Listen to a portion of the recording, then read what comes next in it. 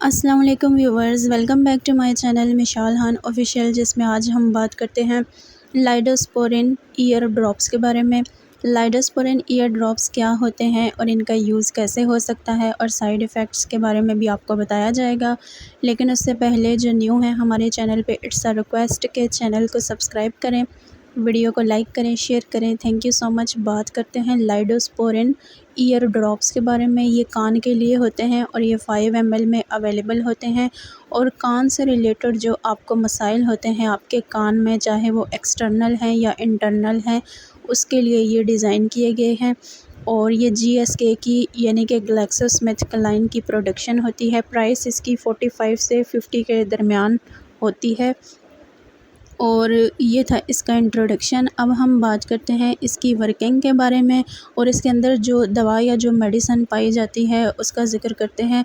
तो लाइडोस्पोरिन ये 5 मिलीलीटर के ड्रॉप्स होते हैं, जो कि बेसिकली पॉलीमैगज़ीन और नियोमाइसिन इसके अंदर इसके एक्टिव इंग्रेडिएंट होते हैं। जिसमें कि पॉलीमैगज़ीन ऐसी मेडिसिन होती है जो कि पॉलीमैगज़ीन्स के तौर पे वर्क करती है, यानी कि ऐसी कैटेगरी जो कि एंटीबायोटिक से जिसका ताल्लुक़ होता है और अमीनो ग्लाइकोसाइड्स भी कहलाती है। और ये बैक्टीरिया की ग्रोथ को या बैक्टीरियल इन्फेक्शन जो आपको हो जाते हैं कान की अंदरूनी और बहरूनी जानिब पे, तो उसके लिए ये बैक्टीरिया की ग्रोथ को बिल्कुल ख़त्म करके या उनको जो है वो ख़त्म करके किल करके आपका जो इन्फेक्शन होता है उसका ट्रीटमेंट करती है। उसके अलावा आप इसको सिर्फ़ बैक्टीरियल इन्फेक्शन के लिए यूज़ कर सकते हैं, ये वायरल इन्फेक्शन के लिए नहीं होती। उसके अंदर ऐसे कंपोनेंट्स भी पाए जाते हैं जो कि इस मेडिसिन को जो है वो काफ़ी देर तक ट्रीट के काबिल रखते हैं, यानी कि ये मेडिसिन लंबे अरसे तक चल सकती है। अब हम बात करते हैं कि कौन सी कंडीशंस में आप इसका इस्तेमाल कर सकते हैं।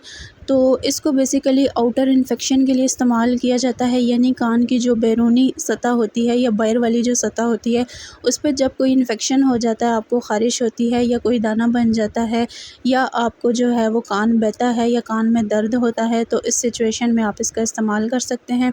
इसी तरह आप इसको जो है वो अपनी जो कान के बाहर वाली जो स्किन होती है या इंटरनल जो है वो आपको पेन होता है या वैसे आपको कान के अंदर जो है वो दर्द महसूस होता है। अमूमन बच्चों में इस तरह की कैफ़ियत होती हैं कि बच्चों में जो है वो कान में पस पड़ जाती है या वैसे जो है वो अनहाइजीनिक या कुछ इस तरह का खाने से भी बच्चों के कान में जो है वो पेन होता है। तो इस पेन का वक्ती ट्रीटमेंट जो है वो आप जो है वो कर सकते हैं इन ड्रॉप्स के तहत। यानी अगर आप ये समझते हैं कि आप जो है वो ज़्यादा कान की तकलीफ़ में हैं तो आप इसको इस्तेमाल कर सकते हैं। अदरवाइज़ अपने डॉक्टर की हदायत के मुताबिक आपने इसको यूज़ करना है। और डोसेज का तरीक़ाकार ये होता है कि आपने जो है वो तीनों टाइम 3-3 ड्रॉप्स इस्तेमाल करने हैं। और ये बच्चों में भी यूज़ हो सकते हैं, बड़ों में भी इस्तेमाल हो सकते हैं। अब बात करते हैं साइड इफ़ेक्ट्स के बारे में। तो साइड इफ़ेक्ट्स में ज़्यादातर एक्जिमा हो सकता है, आपको रैश बन सकते हैं।